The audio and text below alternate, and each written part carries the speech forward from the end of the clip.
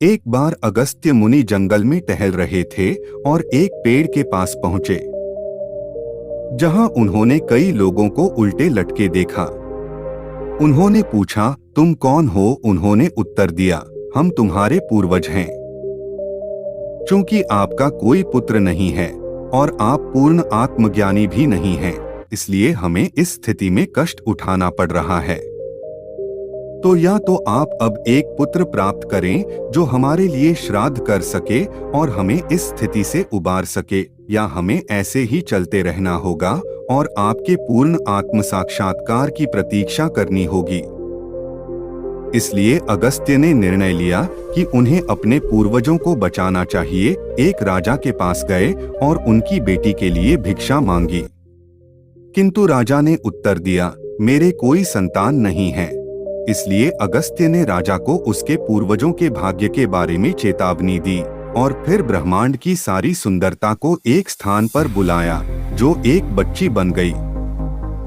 उन्होंने यह कहते हुए लड़की को राजा को दे दिया कि यह अब से आपकी बेटी है, आप उसे ऊपर उठाएं।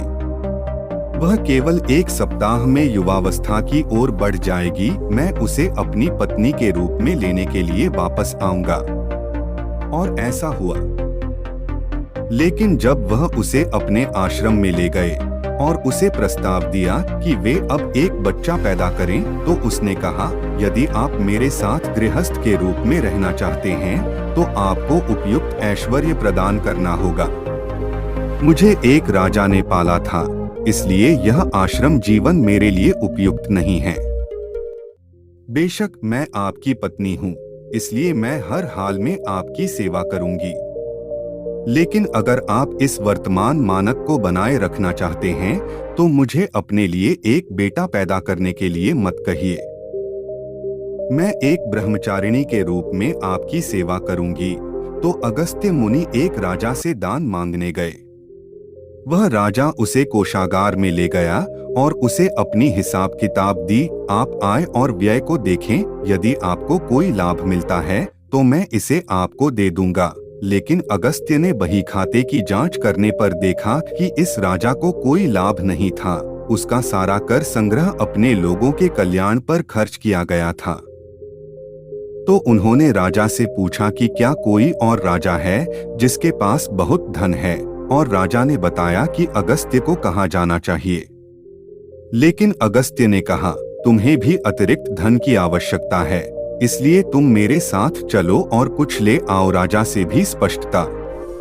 तो वे दोनों चले गए। इस नए राजा के महल में भी वही हुआ। उस राजा के पास कोई अतिरिक्त धन नहीं था, इसलिए अगस्त्य और दोनों राजा एक तीसरे राजा के पास गए और वहां भी वही पाया। अत अगस्त्य तीनों राजाओं के साथ चौथे स्थान पर गए और फिर भी वही हुआ।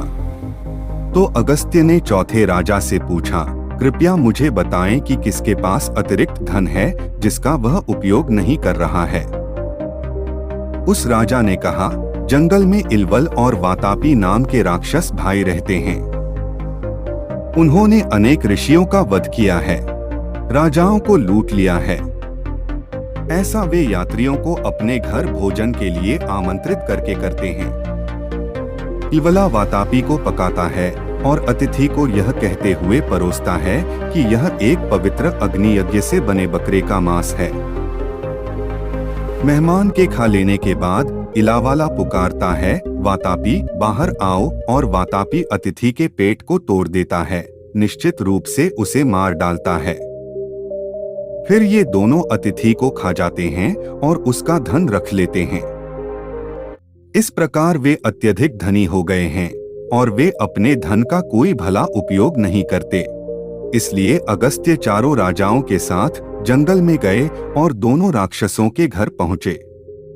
इलवाला ने उन्हें खाने के लिए आमंत्रित किया, लेकिन जब वह एक क्षण के लिए बाहर गया तो अगस्त्य ने चारों राजाओं से कहा, कुछ मत खाओ। जब इलवाला लौटा तो उसने पूछा कि राजाओं ने भोजन क्यों नहीं किया, और उन्होंने कहा, हम उपवास कर रहे हैं, हमारे गुरु ही खाते हैं। इसलिए इलवाला ने सारा खाना अगस्त्य के सामने रख दिया और उन्होंने सब खा लिया। तब अगस्त्य ने अपना पेट रगड़ते हुए कहा, वातापी चिरो भव, वातापी पच जाओ। इलवला ने कहा, वातापी बाहर आओ, लेकिन वह बाहर नहीं आया। उसने बार बार आवाज दी, लेकिन कोई फायदा नहीं हुआ। राजाओं ने उससे कहा, यह अगस्त्य मुनि हैं। इलवाला, वह तुम्हारे बारे में सब कुछ जानते हैं।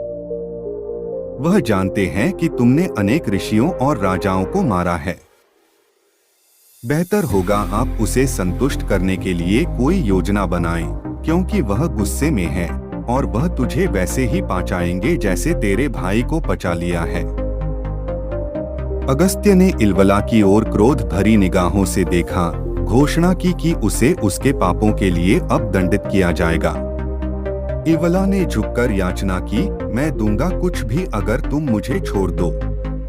अगस्त्य ने कहा, तो फिर अपनी सारी संपत्ति इन राजाओं को दे दो। तो फिर अपनी रहस्यमय शक्ति से अगस्त्य सभी धन और चारों राजाओं के साथ हिमालय पर अपने आश्रम गए। उन्होंने अपनी पत्नी को बुलाया और उसने देखा कि पूरी घाटी सोने से भरी हुई है। तब अगस्त्य ने राजाओं से दान मांगा। उन्होंने दिया। उनकी पत्नी ने एक बच्चा पैदा करने की सहमति दी और उनके लिए एक बेटा पैदा हुआ।